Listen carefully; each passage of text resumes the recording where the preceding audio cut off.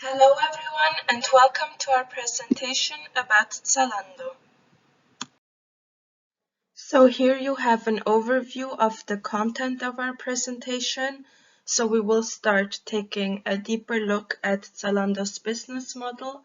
Then we will look at their KPIs and compare it to two major competitors. Third of all, we will be presenting to you the SWOT analysis that was conducted. And to end it off, we will present some recommendations in order for Zalando to enhance their situation. Zalando is a German online fashion shop specialized in selling shoes and clothing for women, men, and children. It was founded in 2008. Its headquarters are in Berlin and it's present in several European countries: Germany, England, Italy, Luxembourg, Norway, Netherlands, Sweden, and Switzerland. Zalando currently employs 14,000 people in more than 130 countries, and it operates in 17 European markets. It is inspired by the American Zappos.com. Initially, the company was focused on the online sales of footwear, but now also sells clothing, sporting goods, as well as furniture, home furnishing, and beauty products. To ensure that it can even more effectively meet the diverse demand of its growing customer base, Zalando has expanded its international logistical network.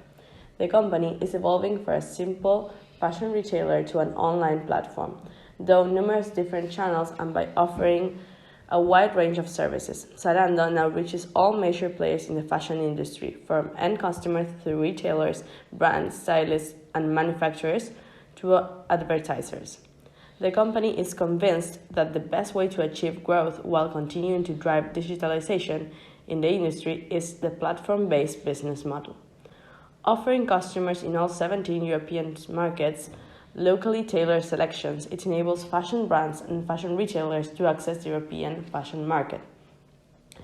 Three areas are essential to the success of the platform strategy: customers, infrastructure, and partners. Zalando focuses on convenient delivery services for optimal shopping experience. For customers, the aim is to offer the wildest assortment of the current season's trends with maximum availability. At the same time, it aims to inspire through strong personalization while creating a relevant selection for customers. Finally, it is investing in suppliers, payments, and customer services, as well as return processes, to make the transaction process as simple and as smooth as possible for the customers. So now we will continue by looking at a few of Zalando's KPIs in more depth and comparing them to the last few years. Looking at the top table at first glance, it is very visible that Zalando's numbers have increased and that they have had a positive progression. For example, when looking at the revenue, an increase of around 26% can be seen from 2019 to 2020, which is obviously very good because that means that Zalando improved their profitability and the additional revenue can now become their engine for new investments and expansion. The same positive increase can be seen in the gross profit. This indicates that Zalando is making a reasonable profit in sales. The massive increase of the EBITDA is also a good sign for Zalando, as it means that they can pay their operating costs and still have a good amount of revenue left, and it shows that Zalando's earnings are stable. The EBIT is an important measure of a firm's operating efficiency, as it does not include indirect expenses like taxes, so it shows how much the business makes from its core operations, and once again we see a positive evolution here. Now we will continue on the lower table. The gross profit margin is an important ratio to look at Zalando's financial health, as it indicates how much profit it makes after paying its costs of goods sold. As you can see, for Zalando it is around 40%, which is considered to be quite high. The current ratio shows a company's short-term liquidity and its ability to generate enough cash to pay off its debt. A current ratio is considered good if it's between 1.2 to 2. So with the current ratio of 1.68, Zalando is on the safe side. Now on to the quick ratio, which is also called the acid test ratio. As you can see, Zalando's quick ratio is greater than 1, which means that the business is healthy and that they are able to meet their short-term obligations with their most liquid assets. The debt-to-equity ratio specifically reflects the ability of shareholder equity to cover outstanding debt.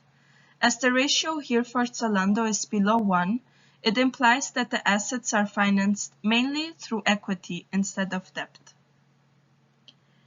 The return on equity basically shows how much net income a company generates per dollar of invested capital. With an ROE of around 12%, it is considered strong and means that Zalando is able to cover their costs of capital. At last, we have the ROA. So normally, a return of assets of over 5% is considered good. So as you can see, Zalando's percentage here is below that. That is a sign that the company is not able to make a maximum use of their assets in order to get more profits. So there is definitely more room for improvement here. Now we will be comparing those numbers with two of Zalando's competitors, eBay and ASOS. In the first row, we see that for both competitors, the cost of goods sold is lower for eBay and ASOS in comparison to Zalando's number. However, that's a good thing because lower cost of goods sold mean that there's more profit and a higher net income. Especially now when we look at the net income, we see that eBay has significantly outspaced Zalando and is therefore a much bigger online marketplace. However, the reason for that is also because eBay is a global marketplace, whereas Zalando is not. Nevertheless, Zalando is still in the lead of ASOS in terms of net income. The same pattern can be seen when looking at the other numbers, where eBay is achieving higher numbers than Zalando, but ASOS lies behind it. So after having seen the development of Zalando in the last years and also compared it to its biggest competitors, let's analyze the strengths, the weaknesses, the opportunities, and also the threats. So first of all, as we just saw, Zalando has shown a constant increase in revenue, but not only revenue, but also increasing profit and the steady gross profit margin of 42%, which indicates corporate stability, but also customer satisfaction. This is, of course, a solid base to further build on. Then we have the variety of platforms, which means that Zalando not only has a web page, but also applications to make it easier for all kind of internet users to buy goods on Zalando. This is of course common in today's world, but Zalando has offered this service for a long time and is continuously working on improving the user interface of their customer-related services. Speaking of which, the customer services are a strength as well. So Zalando uses a high standard of customer services as a part of marketing the brand, which means they offer free delivery, but also a free return policy up to 100 days after purchasing the clothes, which is a quite long time frame in the branch. Then one further strength is the brand cooperations. So Zalando is connected with many local brands, which makes it easier for customers to find local clothes, even though the Zalando is a multinational company, which means that customers can find products that they can identify with. But of course, Zalando also offers big brands, which is quite heavily demanded type of product. Also, they have the advantage of a big market share and high sales volumes, which means that they have the opportunity to sell their products for prices that are hard to beat for competitors. However, there are some weaknesses as well. So even though Zalando has grown steadily, they show a limited global presence, which means they are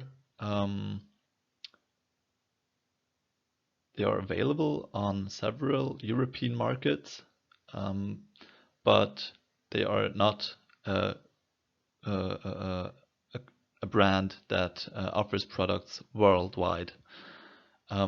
And keeping in mind that Zalando has been around for over 10 years, this is something that probably could have been improved. Also, there is a strong dependency on brands. Zalando is dependent on other brands to offer new clothes, to come up with new designs, and so on, in order to being able to offer products for their customers. Even though they are designing clothes themselves as well, that's not the main focus of the company's business.